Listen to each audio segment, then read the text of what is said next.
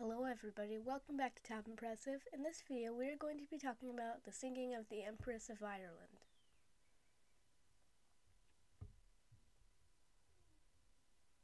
For those that don't know, the Empress of Ireland was a Scottish-built passenger liner built by the Canadian Pacific Steamship Company in 1906, and on May 29, 1914, she was struck by a Norwegian collier named Storstad, and in just 15 minutes, she rolled over onto her side and sank with a great loss of life. But before we start, I just want to say if you are new to this YouTube channel, please hit the subscribe button and turn on notifications so you know when a new video is posted. Also, if you have any suggestions for future videos, please leave your thoughts in the comment section down below. And with that out of the way, let's start the video. So as I said, the Empress of Ireland was a Scottish-built ocean liner built in 1906, and it was built by the Canadian Pacific Steamship Company, which was formerly called the Canadian Pacific Railway Company. But in the early 20th century, they decided to improve it with their railroad with ships that could cross the Atlantic.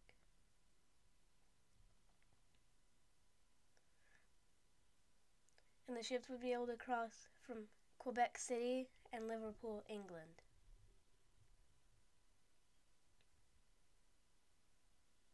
And those ships would be the Empress of Ireland, which you see here, along with her sister ship, the Empress of Britain.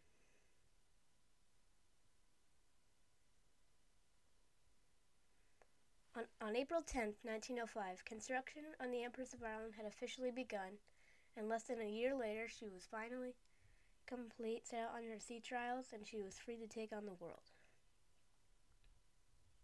On June 27, 1906, Empress of Ireland had left Liverpool, England, heading for Quebec City in Canada.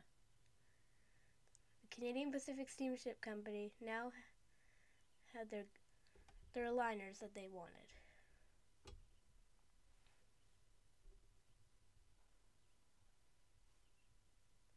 On May 28, 1914, the Empress of Ireland is in Quebec City, and she is preparing to depart Quebec City for Liverpool on her 96th voyage.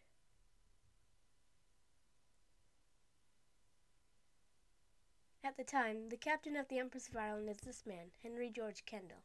He had been appointed captain of the Empress around 1 month earlier. Then the Empress of Ireland just left Quebec City, and for the first few hours there were no problems. Except at 1:30 a.m. on May 29, 1914, the Empress of Ireland's crew spotted a Norwegian collier called the Storstad roughly 6 miles ahead. Kendall had ordered his ship to change course, so hopefully there would be a bit more clearance from the two vessels. The black line represents the course of the Empress of Ireland, and the red line represents the course of the Storstad. However, both ships encountered a very thick fog and had very low visibility.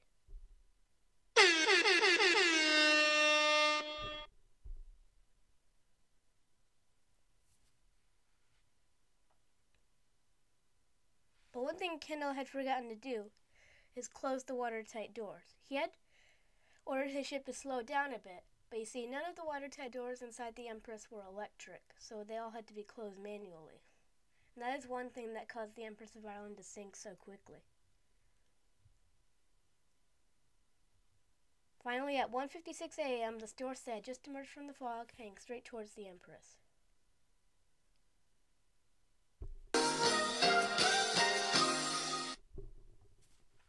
The Storstad's bow made contact with the Empress's hull, piercing several watertight compartments and causing them to rapidly flood.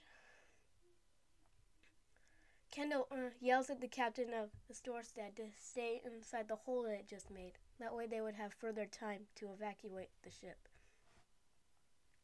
However, due to all the river currents, the Storstad would eventually be pushed free, and the water of the St. Lawrence would rapidly flood the ship. The cold water of the St. Lawrence River began rapidly flooding the Empress of Ireland's hull, making it almost impossible for anybody to find their way out.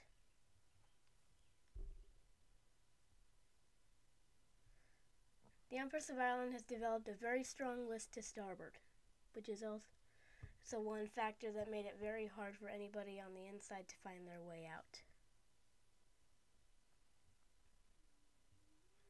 Anyone who was in their cabins would also have a very difficult time finding their way out. And due to how rapidly the ship is sinking, and the ship is also listing, it would be near impossible.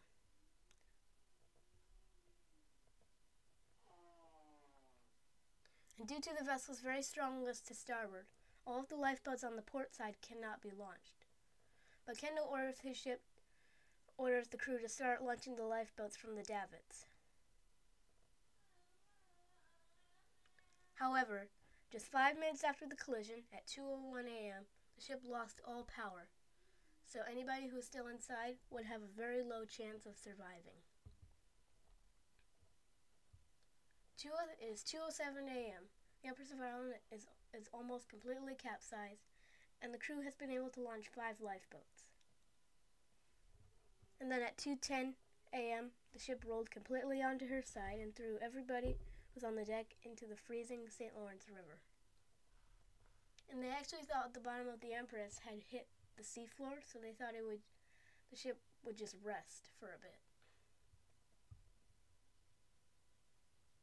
But however, the tide of the St. Lawrence River washed over the side of the Empress, and at 2:11 a.m., just 15 minutes after the collision, she slipped beneath the surface. Yep, the Empress of Ireland sank in just 15 minutes. Out of the 1,477 people on board, only 465 people survived, which really gives it the nickname of Canada's Titanic.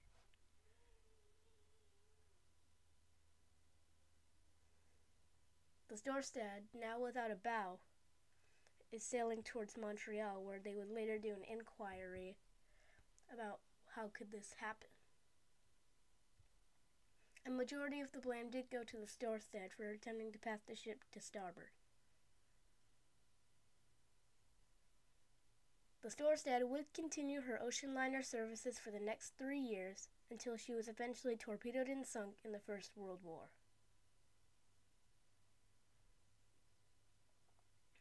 Okay guys, so I hope you enjoyed this documentary, and make sure to subscribe to the channel and turn on notifications, and I'll see you in the next video.